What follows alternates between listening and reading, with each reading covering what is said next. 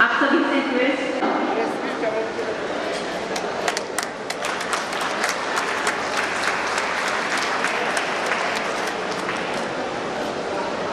दीप प्रज्वलन की ये रस्म केवल रस्म नहीं, बल्कि स्वयं पिता परमेश्वर से हमारी मुझे जीतना है। अगर मैं जीत नहीं सकता तो मुझे जीतने का प्रयास करने को let me win, but if I can not win, let me be great in this attempt. शुक्रिया।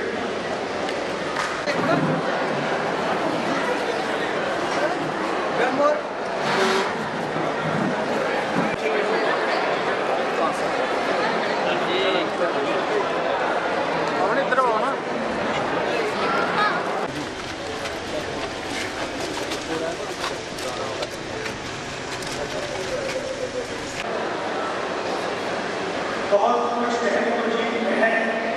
आपका समय देखते हुए आपने हमारी प्रार्थना मानी। इन सब के लिए मैं चाहूंगी जोरदार तालियों को।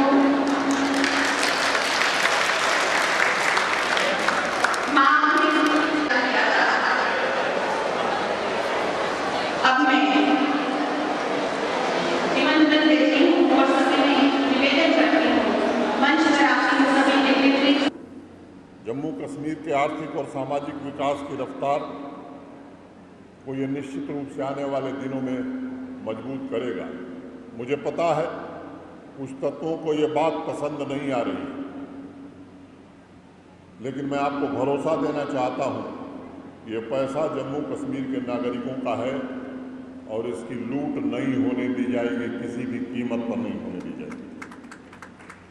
राष्ट्रीय मूल्यों और जन चेतना द्वारा पोषित प्रबल सेवा भावना से सकारात्मक उन्नति की दिशा में हम सबको मिलकर के आगे बढ़ने की आवश्यकता है। मित्रों, मैंने जिक्र किया नई स्पोर्ट्स पॉलिसी इस साल जनवरी में ही लागू की गई है। इसी वर्ष पेंशन तथा दिव्यांगजनों को ट्राईसाइकिल और बाकी एड्स को सैचुरेट करने का लक्ष्य भी हमने तय किया है। मुझे याद है इस पॉलिसी के लागू होने के पश्चात फरवरी महीने में जम्मू कश्मीर के जाने माने पैरा एथलीट चंदीप सिंह से मेरी मुलाकात हुई थी। उन्होंने नई स्पोर्ट्स पॉलिसी की सराहना भी की। उस वक्त भी मैंने उन्हें कहा था कि ये जम्मू कश्मीर प्रशासन का दायित्व भी है, वो शारीरिक और मानसिक रूप से विशेष योग्यता वाले जो एथलीट्स हैं उनका पूरा ख्याल रखें, ये हमारा संकल्प भी है। और मैं समझता हूँ उसी नज़रिए से दिव्यांगजनों के बीच स्पोर्ट्स को बढ़ावा दिया जाए, इस नीति पर हम काम करने की कोशिश कर रहे हैं। हम कोशिश करेंगे एक ऐसा इकोसिस्टम तैयार करने की जिसमें बिना किसी बैरियर, बिना किसी बाधा था, बिना किसी भेदभाव के जम्मू कश्मीर यूनियन टेरिटरी के विशेष योग्यता वाले खिलाड़ी, जिनको दिव्यांग खिलाड़ी आप कहते हैं, वही सुविधाएं उन्हें प्राप्त हों, बल्कि बेहतर सुविधाएं उन्हें प्राप्त हों जो अन्य खिलाड़ियों को मिल रही हैं। मित्रों, आदरणीय प्रधानमंत्री जी के मार्गदर्शन में special Olympics Bharat, all India sports council of deaf और Paralympics committee of India जैसे राष्ट्रीय खेल संस्थानों को जिला और राज्य स्तर के खेलों को प्रमोट करने के लिए वित्तीय सहायता प्रदान की जा रही है। मैं आप सभी को भरोसा देना चाहता हूं कि इस तरह के अभियान में जम्मू कश्मीर प्रशासन भी पूरी शिद्दत से आगे बढ़ चढ़ करके योगदान देगा। और एक बात मैं कहना चाहता हूं, इन भाई बहनों के लिए धन की कमी कभी नहीं होगी। मेरा इस बात पर पक्का यकीन है कि विशेष योग्यता वाले खिलाड़ियों को सभी सहूलियतें प्रदान करना ये हमारी जिम्मेदारी है, नैतिक जिम्मेदारी है।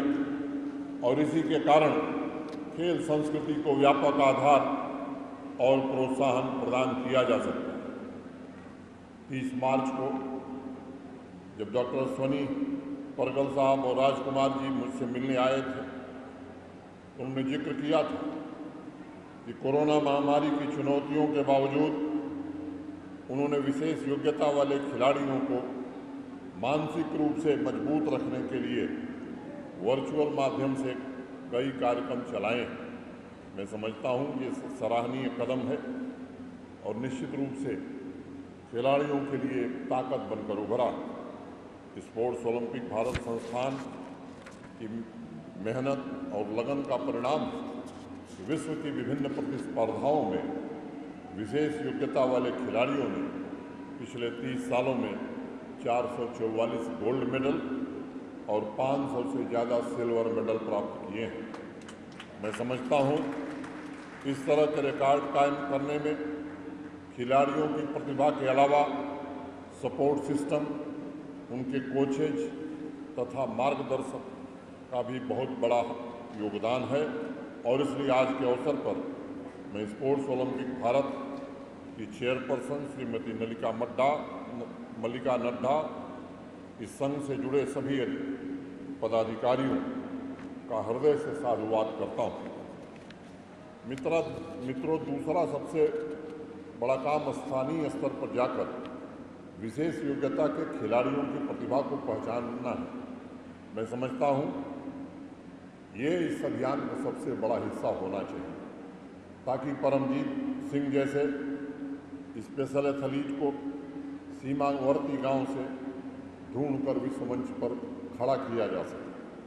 मुझे बताया गया है कि परमजीत के पिता हेल्पर का काम करते थे और अपनी प्रतिभा के दम पर वह कजान रसिया में अगले वर्ष हो रहे स्पेशल वर्ल्ड विंटर गेम्स के लिए चयनित किए गए हैं। मैं समझता हूँ जम्मू कश्मीर के दूर दराज इलाकों में अनेक परमजीत जैसे स्पेशल एथलीट बहुतायत संख्या में हमें मिल सकता है। ये हमारा दायित्व है कि गांव से ऐसी प्रतिभाओं को तलाशा जाए, उन पर अनवरत काम किया जाए, उनकी ज़रूरतों के हिसाब से उनको ट्रेनिंग दी जाए। मैं समझता हूँ और भी परमजीत हम जम्मू कश्मीर में पैदा कर सकते हैं।